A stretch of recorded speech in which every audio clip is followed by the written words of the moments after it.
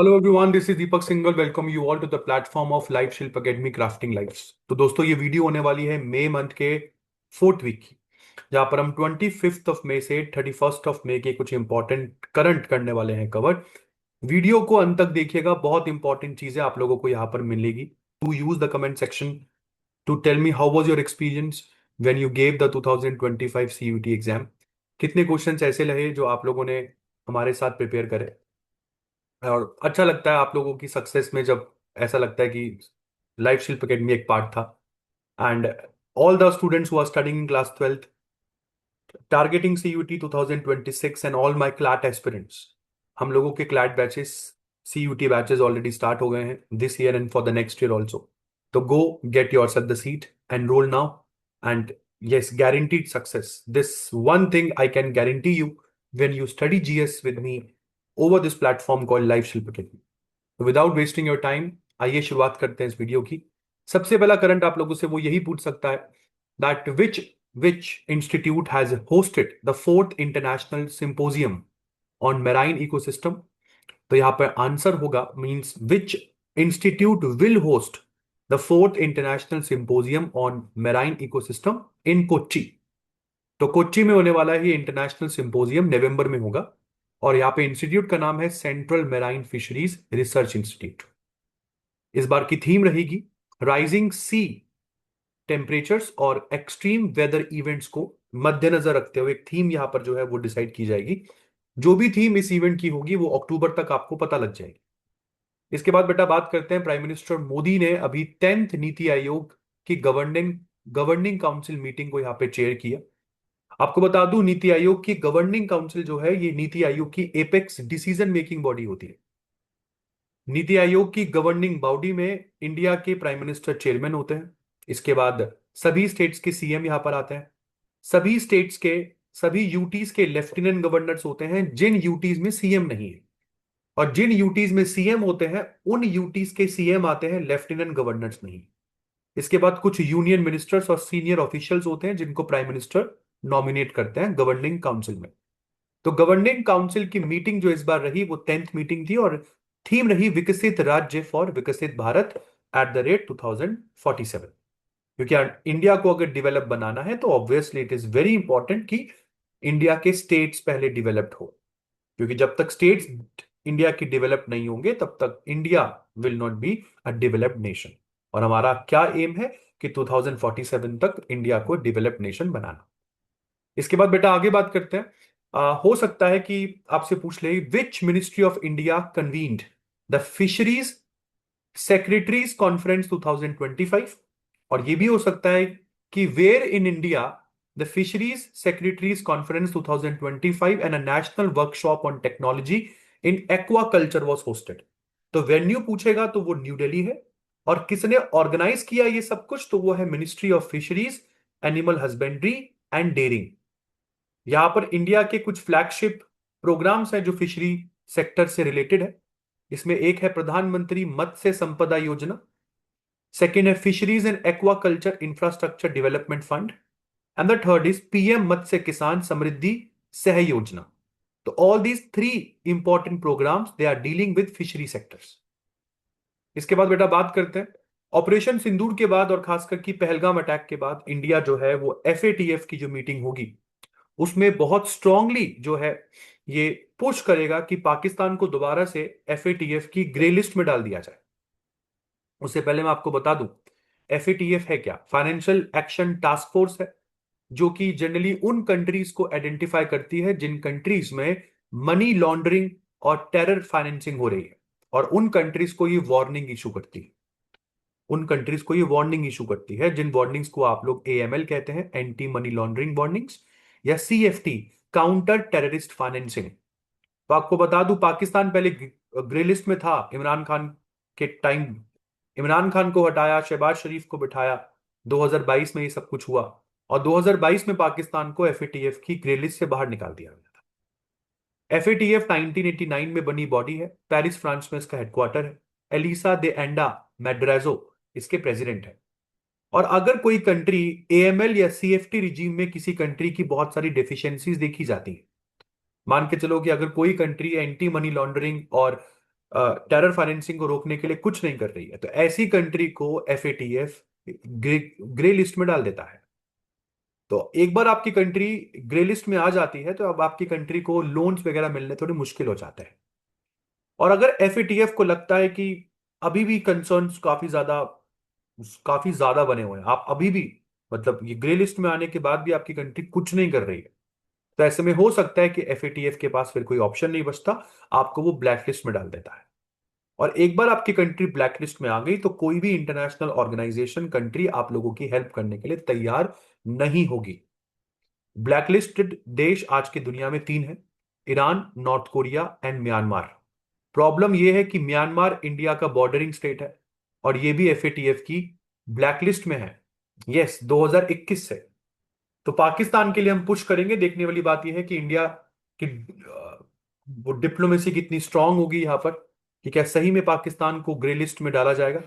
But मुझे लगता है नहीं, क्योंकि कहीं ना कहीं यहां पर अमेरिका या वेस्टर्न वर्ल्ड का प्रोपेगेंडा चलता है एफएटीएफ में। इसके बाद पिछले वीक के करंट में मैंने आप लोगों को ऑपरेशन ओलिविया के बारे में बताया था, जो कि इंडियन कोस्ट गार्ड हर साल चलाता है नवंबर से मई के बीच में, क्योंकि olive ridley turtles nesting period होता है उनका, ये वो अंडे देने के लिए ओशन से बाहर आते हैं। तो नाग शंकर टेम्पल, जो कि विश्वनाथ डिस्ट्रिक्ट असम में है, it has been officially recognised as a model temple for fresh water turtle conservation. तो ऑपरेशन ओलिविया तो हम लोगों ने पढ़ा था ओशनिक वाटर में रहने वाले टर्टल्स के लिए, और नाग शंकर टेम्पल जो है ये एक मॉडल टेम्पल बन गया है for fresh water turtle conservation. तो वर्ल्ड टर्टल डे 23 सितंबर को मनाया जाता है, उसी दिन ये सारी चीजें आपके सामने अनाउंस की गई। इसके बाद आपसे पूछ सकता है कि which film has won the Palme d'Or award at 78th Cannes film festival. तो फिल्म का नाम था it was just an accident, और एक ईरानियन फिल्म मेकर है जफर पानही। तो उन्होंने इस अवार्ड को यहाँ पे रिसीव किया as is revenge thriller it was just an accident received the Palme d'Or award, marking his first award at the festival despite a 15 year travel ban. इस आदमी के ऊपर 15 साल का ट्रेवल बैन लगा था, इसके बावजूद भी ये इनका पहला पाम दियोर अवार्ड है जो इनको 78th केन्स फिल्म फेस्टिवल में मिला। इसके बाद आपसे पूछ सकता है which company startup of India has successfully conducted the test firing of its electric motor driven semi cryogenic rocket engine. जो कि इंडिया में ऐसा करने वाली ये पहली स्टार्टअप कंपनी है। नाम है इसका अग्निकुल कॉस्मोस। अग्निकुल कॉस्मोस ने पहली कंडक्ट कर ली है test firing of its electronic motor driven semi cryogenic rocket engine. ये इंजन जो है ये इलेक्ट्रिक मोटर का सहारा लेता है to drive the pumps that circulate the propellants. इसके बाद फ्रेंड्स आगे बात करते हैं। Which Indian has become the first Indian to win the Formula 2 sprint race at the Monaco Grand Prix? This is the first ever F2 victory by an Indian at this iconic circuit. तो नाम है इनका कुश many, जो कि मात्र 17 year old driver है, केवल 17 साल की उम्र है इनकी Kush Maini. He has become the first Indian winner of the F2 sprint race at Monaco Grand Prix. इसके बाद फ्रेंड्स बात करते हैं विच गवर्नमेंट हैज डिसाइडेड और which country has decided to reduce the excise tax on outward remittance from 5% to 3.5%। Country का नाम है America. आपको बता दूं अमेरिकन प्रेसिडेंट को अगर मैं एक वर्ड में समझाना चाहूं तो मैं इनको अनस्टेबल से ज्यादा और कुछ नहीं बोल सकता। इनकी पॉलिसीज काफी अनस्टेबल ही चलती हैं, कुछ समझ ही नहीं आता कि ये क्या करना चाह रहे हैं। तो अमेरिकन प्रेसिडेंट ने अनाउंस किया था कि अमेरिका से बाहर जो पैसे भेजते हैं ना लोग अपनी अपनी कंट्रीज में, उन रेमिटेंसेस के ऊपर अमेरिका 5% टैक्स लेगा। अब उस 5% टैक्स को कम करके 3.5% कर दिया गया है, और ये चेंज जो है ये इस एक्ट के अंतर्गत किया गया, one big beautiful bill act. आपसे पूछा जाए ना what is this one big beautiful big act, तो it is related with remittances. और अगर इंडिया की बात कर लेते हैं तो इसका बहुत बड़ा इफेक्ट इंडिया पर तो पड़ेगा ही, क्योंकि इंडिया जो है, इंडिया के लिए अमेरिका लार्जेस्ट सोर्स है रेमिटेंस का, लार्जेस्ट सोर्स ऑफ रेमिटेंस। ये मान के चलिए कि हमारे टोटल रेमिटेंस में से 27.7% रेमिटेंस अकेला एक ही देश से आता है, और वो है यूएस।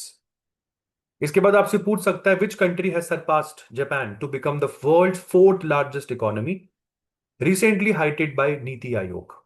तो ये कंट्री है इंडिया। इंडिया हैज बिकम, हमारा प्यारा Bharat has become the fourth largest economy in the world. और ये खबर नीति आयोग के सीईओ बीवीआर सुब्रमण्यम ने दी।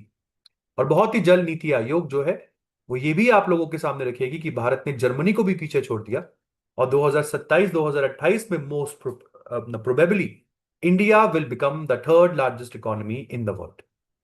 इंडिया से आगे अभी तक तीन देश ही, American economy largest, second largest Chinese, third largest German. इसके बाद फ्रेंड्स आगे बात करते हैं, where will the BRICS culture ministers meeting held.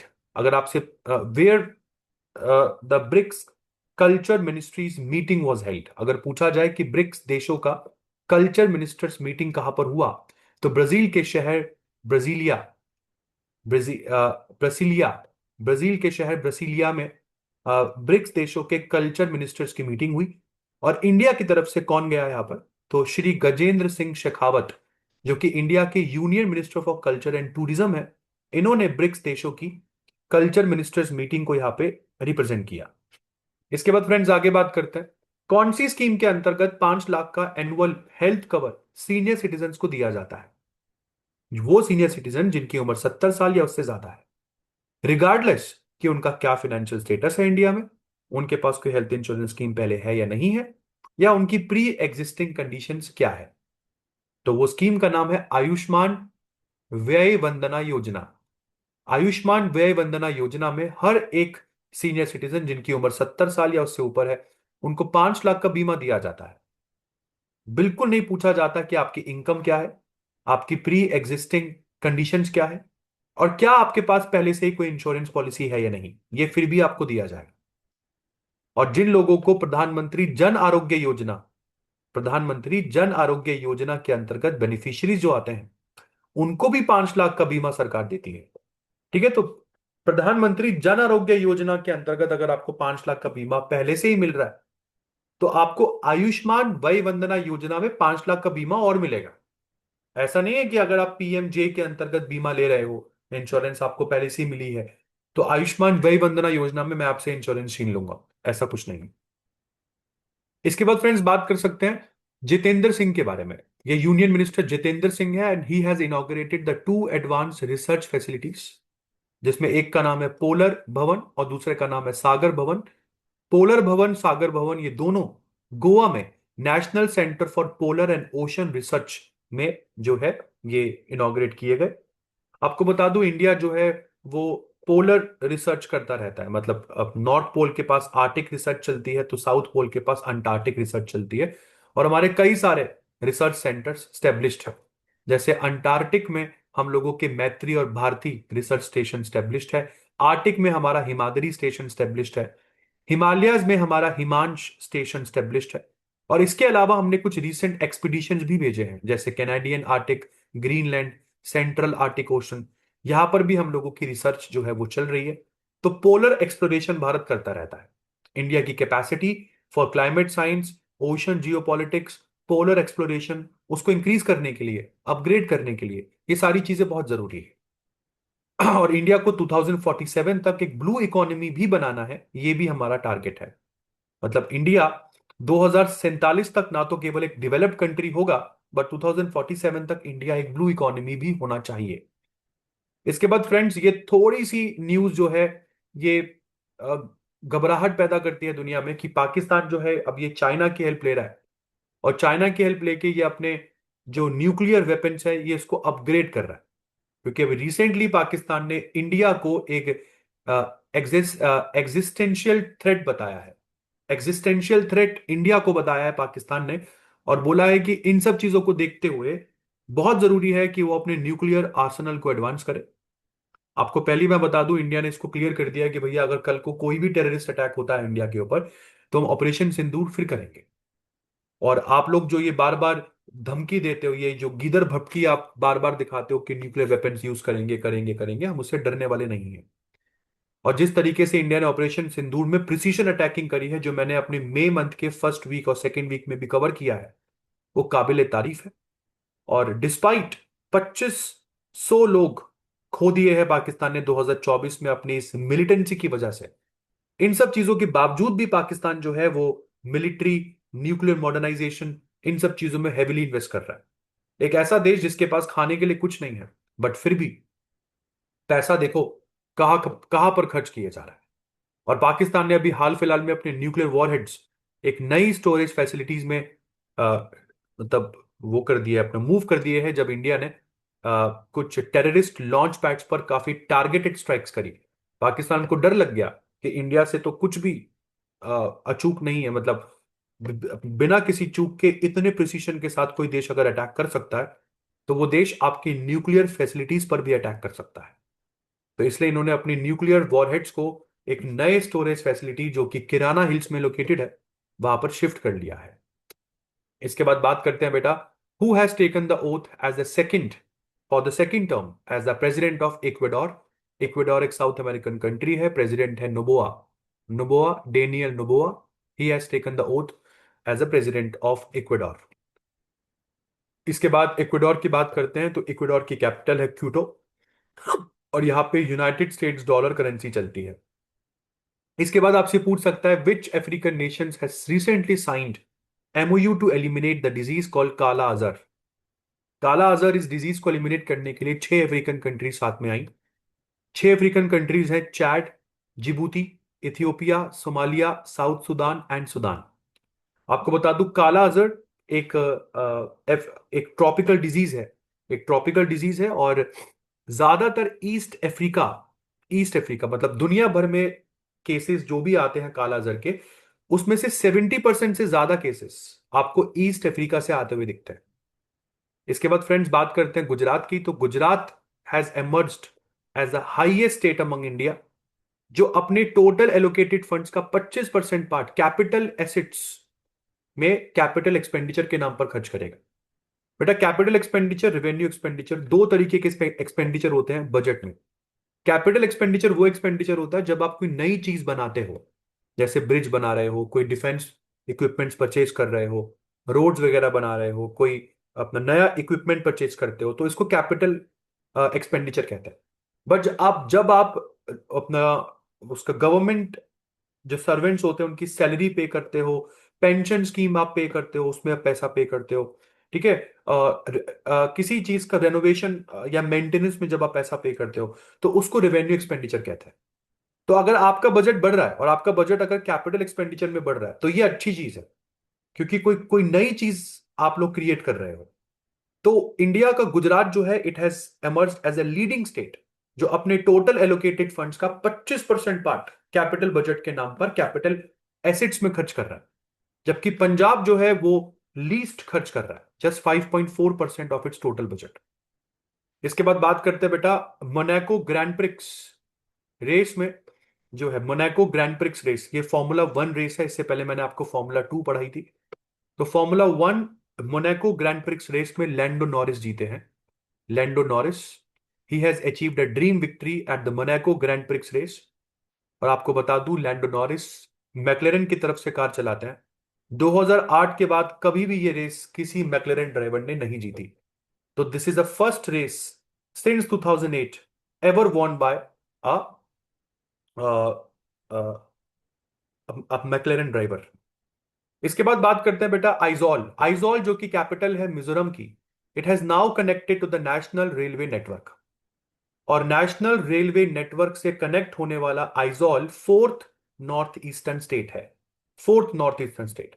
इससे पहले 3 स्टेट नेशनल रेलवे नेटवर्क से पहले से ही कनेक्टेड थे, दैट इज असम, त्रिपुरा, अरुणाचल प्रदेश। और अब इसके साथ फोर्थ नॉर्थ ईस्टर्न स्टेट हो गया है मिजोरम। तो Mizoram north national railway network से कैसे कनेक्टेड हुआ? तो साइरंग बायराबी साइरंग रेलवे लाइंस के जरिए। आपको बता दूं, इससे पहले बहुत जो आइजॉल में मतलब इसमें मिजोरम में बहुत स्थिति खराब थी। मतलब रेलवे भी, आप वाया रेलवे आप इस नॉर्थ ईस्टर्न स्टेट में जाना बड़ा मुश्किल था। बहुत सारी सिटीज जो थी वो रेलवे से अछूती थी, वो कनेक्टेड नहीं थी। ऐसे में मिजोरम को नॉर्थ ईस्ट इंडिया से, मतलब आपने इंडिया के नेशनल रेलवे नेटवर्क से जो कनेक्ट किया है, ऐसे में नॉर्थ ईस्ट इंडिया की कनेक्टिविटी बेहतर होगी, ऑफ कोर्स। इसके बाद बात करते हैं बेटा, प्राइम मिनिस्टर जो नरेंद्र मोदी है, he has inaugurated the 9000 D9 locomotive. तो 9000 एचपी का D9 लोकोमोटिव जो बना है गुजरात के दाहोद में, इसको प्राइम मिनिस्टर मोदी ने जो है वो इनॉग्रेट किया। आपसे पूछ सकता है कि व्हाट इज D9, तो D9 एक डीजल लोकोमोटिव है, 9000 हॉर्स पावर का लोकोमोटिव है। ये डीजल प्लस इलेक्ट्रिक दोनों चीजों पर चल सकता है, और ये इंडिया के द्वारा बनाया गया सेकंड मोस्ट पावरफुल लोकोमोटिव है, क्योंकि हमारे इंडिया का मोस्ट पावरफुल लोकोमोटिव है वैग 12B, WAG 12B, जो कि 12,000 हॉर्स पावर का लोकोमोटिव है। इसके बाद बात करते हैं बेटा, who has recently been appointed as a chairperson of national legal services authority, जिसको नालसा कहते हैं। नालसा की स्टैब्लिशमेंट 1995 में हुई थी। इसका हेडक्वार्टर न्यू दिल्ली में है। और आपको बता दूं कि नालसा का हमेशा जो चेयरमैन होता है वो सेकंड सीनियर मोस्ट जज ऑफ सुप्रीम कोर्ट होता है। तो अभी जब तक chief justice of India Sanjeev Khanna थे, तब तक नालसा के चेयरमैन थे जस्टिस B R गवई। और हमको पता है कि अब जस्टिस B R गवई बन गए हैं चीफ जस्टिस ऑफ इंडिया, क्योंकि संजीव खन्ना रिटायर हो गए हैं। तो ऐसे में सेकंड मोस्ट सीनियर जज सुप्रीम कोर्ट के बचे जस्टिस सूर्यकांत। तो जस्टिस सूर्यकांत जी को अब नालसा का चेयरमैन बनाया गया है। इसका मतलब जब B R गवई रिटायर होंगे, तब जस्टिस सूर्यकांत ही इंडिया के नेक्स्ट चीफ जस्टिस हो सकते हैं। नालसा जो है वो लीगल सर्विसेज अथॉरिटीज एक्ट 1987 के अंतर्गत बनी थी, और नालसा का काम है फ्री लीगल सर्विसेज प्रोवाइड करना to the weaker sections of society. NALSA ही है जो लोक अदालत को ऑर्गेनाइज करती है, और एमिकेबल सेटलमेंट्स ऑफ डिस्प्यूट्स लोक अदालत में होते हैं। इसके बाद ISSF जूनियर वर्ल्ड कप 2025 में इंडियन सितारे जिन्होंने कुछ मेडल जीते, उसकी लिस्ट आपके सामने है। ये International Shooting Sports Federation, ISSF की फुल फॉर्म है। यहाँ पे संभवी श्रवण ने गोल्ड जीता in the women's 10 metre air rifle. Kanak ने गोल्ड जीता इन द विमेन्स 10 मीटर अपना एयर पिस्टल। तेजस्वनी ने गोल्ड जीता in the women 25 metre pistol. Adriyan Karmakar ने गोल्ड जीत सॉरी अद्रियन कर्माकर ने सिल्वर जीता in the men's 50 metre rifle prone. Ojaswi Thakur ने सिल्वर जीता in the women's 10 metre air rifle. Khyati Chaudhary अ, खयाती चौधरी और नारायण प्रणव वनीता सुरेश ने सिल्वर जीता in the 10 metre air rifle mixed team. Raiza Dhillon ने यहां पे सिल्वर जीता इन द विमेन्स कीट। नारायण प्रणव वनीता सुरेश ने ब्रॉन्ज जीता in the men's 10 metre air rifle. Adriyan Karmakar ने ब्रॉन्ज भी जीता in the men's 50 metre rifle 3 positions. Mukesh Nelavalli ने ब्रॉन्ज जीता in the men's 25 metre rapid fire pistol. And Sambhavi Shravan plus Himanshu ने यहाँ पे ब्रॉन्ज जीता in the 10 metre air rifle mixed team. इसके बाद बेटा आपसे पूछ सकता है, who has recently broken the world record eight the world para athletics Grand Prix organised in Switzerland in javelin throw. तो जेवलिन थ्रो में इंडिया के प्लेयर महेंद्र गुज्जर ने वर्ल्ड रिकॉर्ड ही तोड़ दिया। भाला फेंका 61.17 मीटर दूर, और आज तक कोई पैरा एथलेटिक इंसान, एक पैरा एथलेटिक जेवलिन थ्रोवर इतना दूर भाला नहीं फेंक पाया है। तो प्रीवियस वर्ल्ड रिकॉर्ड जो थे वो ब्राजील के रोबर्टो ने 2022 में क्रिएट किया था 59.19 मीटर का। इस रिकॉर्ड को ब्रेक कर दिया है महेंद्र गुज्जर ने। इसके बाद फ्रेंड्स बात करते हैं, गवर्नमेंट ने 4 कंपनीज को मिनी रत्ना कैटेगरी से निकालकर नवरत्ना कैटेगरी में डालने का फैसला ले लिया है। जितनी भी गवर्नमेंट कंपनीज होती हैं उनको टर्नओवर के बेसिस में 4 कैटेगरीज में बांटा जाता है। इसमें सबसे ऊपर कैटेगरी है महारत्ना, फिर आता है नवरत्ना, फिर आता है मिनी रत्ना कैटेगरी 2, फिर आता है मिनी रत्ना कैटेगरी 1। तो ये 4 पब्लिक सेक्टर कंपनीज थी, Cochin shipyard limited, Goa shipyard limited, garden reach shipyards and engineers limited और MOIL लिमिटेड, जो पहले मिनी रत्ना कैटेगरी 2 की कंपनीज थी। इन चारों कंपनीज को मिनी रत्ना कैटेगरी 2 से निकालकर नवरत्ना कैटेगरी में डालने का ऐलान गवर्नमेंट ऑफ इंडिया ने कर दिया है। और नवरत्ना कैटेगरी 1997 में इंट्रोड्यूस की गई थी। और ये भी बता दूं मैं आपको बेटा कि इन सभी इन इन इन सभी यू नो इसमें लिस्ट में केवल सेंट्रल गवर्नमेंट के अंतर्गत आने वाली जो गवर्नमेंट कंपनीज है केवल वही आती है। इसके बाद बात करता हूं बेटा national payments corporation of India, NPCI। वो बॉडी जो यूपीआई को जिसने लॉन्च किया और जो यूपीआई को मैंडेट प्लस चलाती है इंडिया में, मैनेज करती है, रेगुलेट करती है, उसने ये ऐलान कर दिया है कि it is mandatory for all the UPI application. सभी यूपीआई एप्लीकेशन के लिए मैंडेटरी कर दिया गया है कि वो उन्हीं लोगों का नाम डिस्प्ले करेंगे।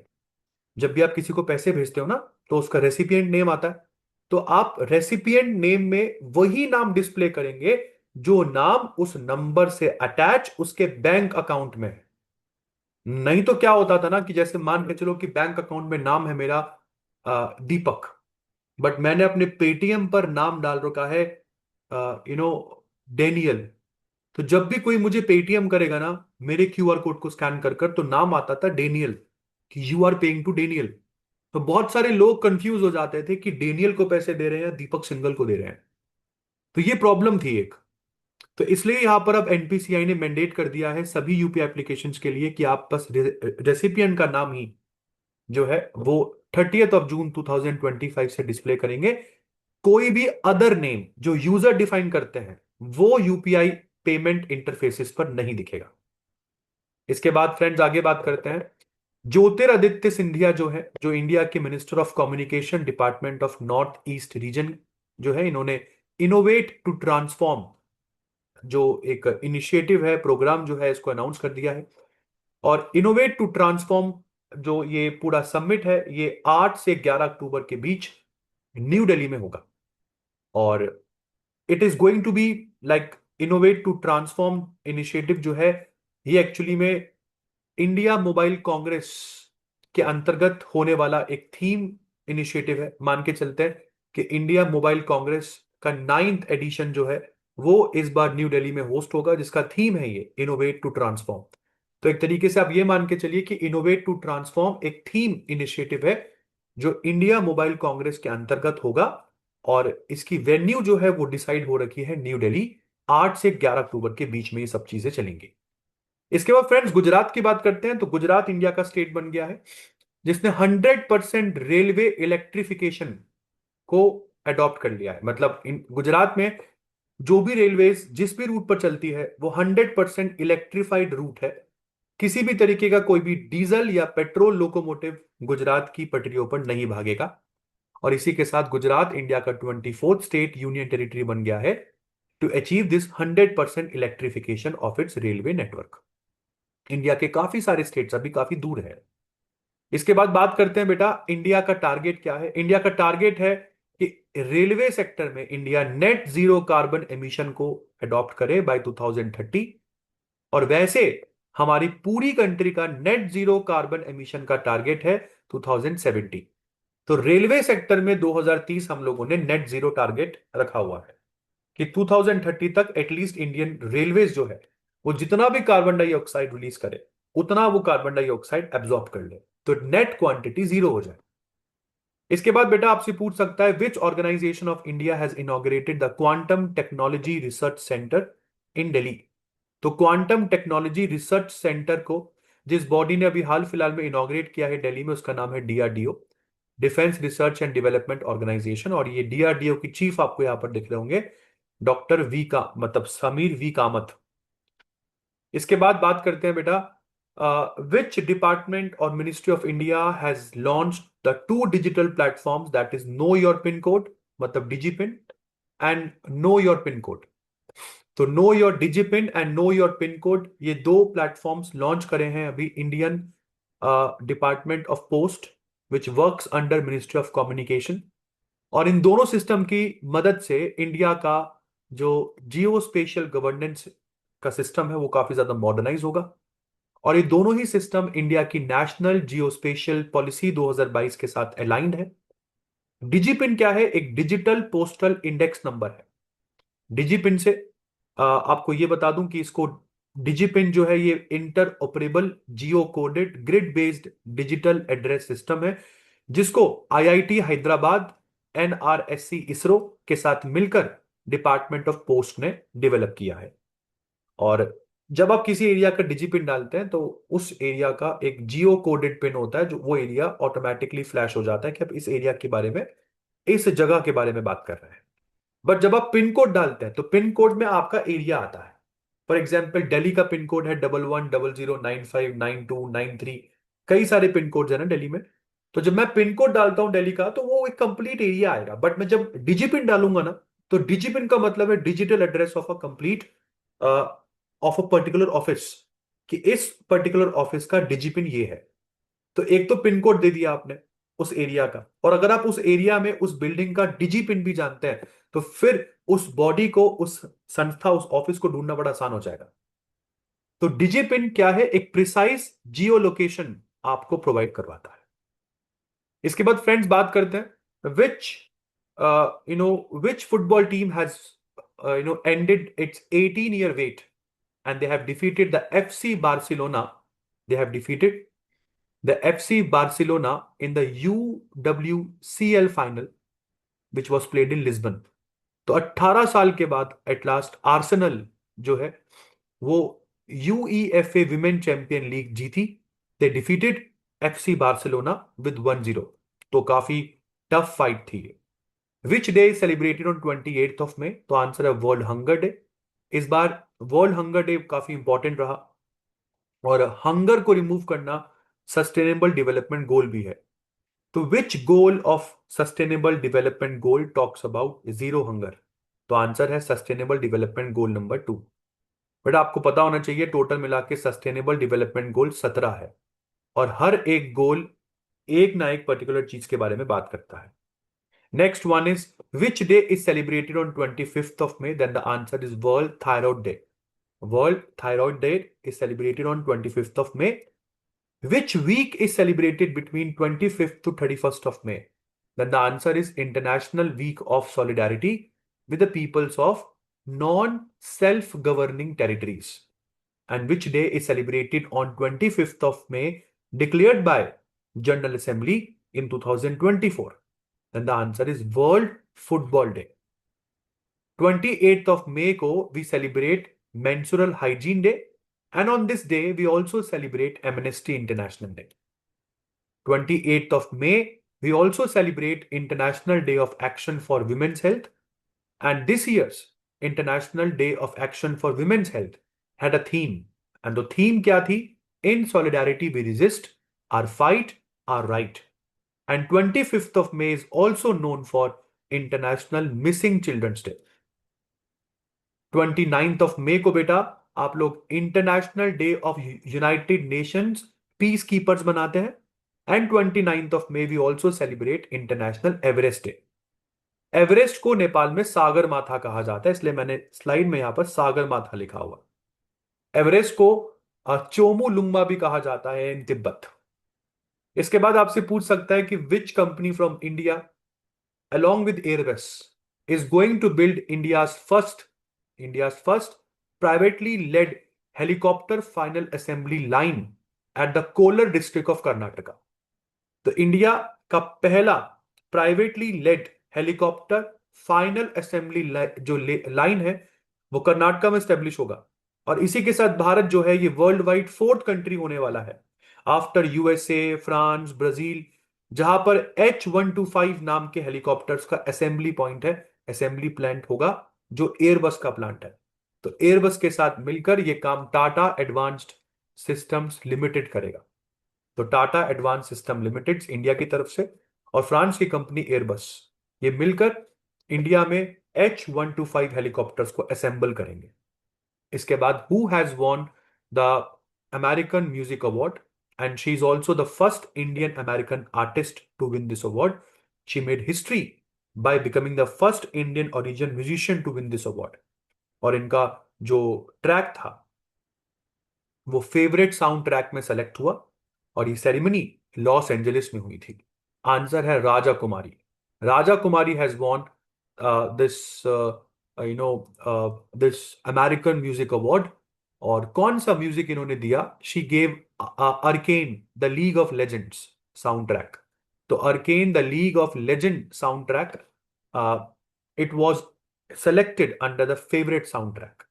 इसके बाद बेटा इंडिगो एयरलाइंस ने एक्स आईएएस ऑफिसर, नाम है इनका विक्रम सिंह, इसको बना दिया है as the new chairman of Indigo airlines. इसके बाद डियर डॉक्टर वी कामत, हमने पढ़ा अभी डीआरडीओ की चीफ है, इनको 1 साल का एक्सटेंशन दे दिया गया है। He has been given as 1 year extension and now he will be retiring like in next year on 31st of May। तो देखना है कि 31st of May next year क्या डॉक्टर वी कामत को दोबारा एक्सटेंशन मिलता है या इस बार ही सही में रिटायर हो ही जाएंगे। इसके बाद फ्रेंड्स शुभमन गिल के बारे में बात करते हैं। Shubman Gill has become the brand ambassador for artifacts from the future campaign, brand ambassador of artifacts from the future campaign. और ये कैंपेन है ओकले का। तो ओकले एक कंपनी है जिसके ब्रांड एम्बेसडर बने हैं Shubman Gill. Generally lens card की तरह गॉगल्स बनाती है, पता सॉरी, अब तो लेंस कार्ड तो खैर गॉगल्स के साथ साथ पावर्ड लेंसेज और स्पेक्टिकल्स भी बनाता है। तो ओकले एक ब्रांड है गॉगल्स की, सनग्लासेस की। तो ओकले के नए ब्रांड एम्बेसडर बने हैं Shubman Gill. 25 year old Gill has become like this brand ambassador of Oakley. इसके बाद क्रिस्टियानो रोनाल्डो की बात करते हैं। ही हैज क्रॉस्ड और he has reached the 800 club goals at the age of 40। मतलब 800 से ज्यादा गोल्स मार चुके हैं। हालांकि जो इन्होंने 800 जो गोल है वो तब स्कोर किया जब टीम हारी इनकी टीम हारी, बट फिर भी इनके लिए वो गोल काफी इंपॉर्टेंट था because he reach the 800 goal clubs and at the age of 40 he attain this. और अभी भी खेल रहे हैं। अगर हम बात करते हैं क्रिस्टियानो रोनाल्डो अभी भी खेल रहे हैं। इसके बाद आपको बात करते हैं, पूछ सकता है कि which body in India confers the national Florence Nightingale award. तो national Florence Nightingale award India में प्रेसिडेंट ऑफ इंडिया ही देती है। और पूछा जा सकता है कि ये अवार्ड जो है ये क्यों दिया जाता है? तो ये एक्चुअली में एक्सेप्शनल कॉन्ट्रीब्यूशंस को सेलिब्रेट करता है जो पब्लिक हेल्थ डिलीवरी या कम्युनिटी वेलफेयर में किसी ने अगर इन दोनों फील्ड्स में कंट्रीब्यूट किया हो। और ये अवार्ड जो है ये ministry of health family welfare के द्वारा इंस्टीट्यूट किया गया था। ये उन सभी लोगों की लिस्ट है कैटेगरी वाइज जिनको नेशनल फ्लोरेंस नाइटिंगेल अवार्ड दिया गया। एक बार इस लिस्ट को देखते हुए जाना। इसके बाद फ्रेंड्स बात करते हैं अपना सदगुरु की। कौन नहीं जानता है इनको? तो सदगुरु एक जो स्पिरिचुअल लीडर है, ईशा फाउंडेशन के फाउंडर है Sadhguru ji. He has been honoured with the global Indian of the year award. और global Indian of the year award Canada India foundation के द्वारा इनको दिया गया। उसके बाद बात करते हैं इंडिया और मंगोलिया के बीच में एक joint military exercise nomadic elephant. इस बार जून 13 तक, मतलब 31 मई से जून 13 तक मंगोलिया की कैपिटल उलान बतार में होगा। तो नोमैडिक एलिफेंट इंडिया और मंगोलिया के बीच में होने वाली एक एनुअल मिलिट्री एक्सरसाइज है। इंपॉर्टेंट चीज क्या है कि मंगोलिया जो है ये जस्ट चाइना के सर के ऊपर है। तो मंगोलिया के साथ हमारे अच्छे रिलेशंस चाइना को हजम नहीं होते। इसके बाद Virat Kohli has become the first cricketer in India to score 9,000 T20 run for a single franchise. देखने वाली बात यह है कि 3 जून के फाइनल में क्या सही में आरसीबी अपनी फर्स्ट ट्रॉफी लिफ्ट कर पाती है या नहीं। बट विराट कोहली जो है ये बहुत लॉयल रहे हैं टूवर्ड्स अपना रॉयल चैलेंजर्स बेंगलोर। तो रॉयल चैलेंजर्स बेंगलोर एक फ्रेंचाइज के लिए 9,000 रन क्रॉस करने वाले T20 फॉर्मेट में he has become the first cricketer to do that. इसके बाद इंडिया के youngest Indian to climb all the 7 highest peaks of 7 continents बन गए हैं Vishwanath Kartikeya. Vishwanath Kartikeya at the age of 16 years old, like he hails from Hyderabad, and he has become the youngest Indian and the second youngest in the world to complete all the 7 summits challenge। अभी हम लोगों ने पिछले साल पढ़ाया था एक नाम।